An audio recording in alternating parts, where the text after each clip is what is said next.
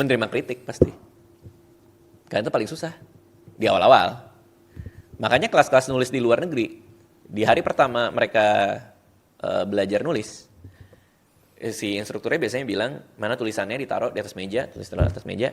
Sekarang oper ke sebelah kanan, teman-temannya suruh komentarin jeleknya di mana.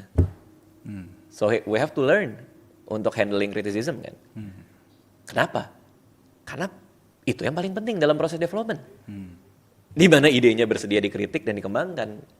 Itulah the whole point of development.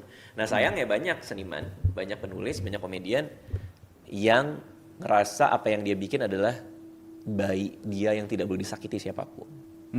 Nah itu justru yang paling berbahaya kalau buat Self image-nya udah terlalu ekstrim itu.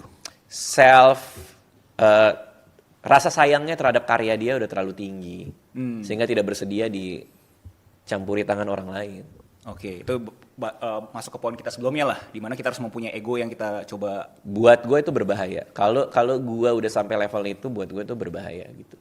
Karena gue jadi nggak punya mata yang fresh untuk melihat apa yang gue bikin.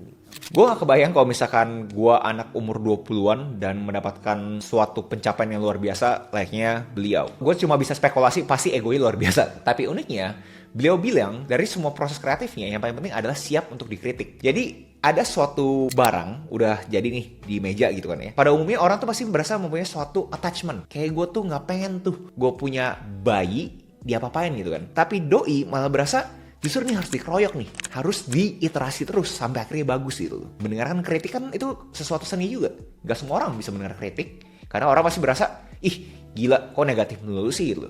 Tapi beliau berasa justru negatif itu yang bisa bikin kita itu maju lagi. Dan menurut gue buku yang cocok buat kalian baca adalah Ego is the Enemy by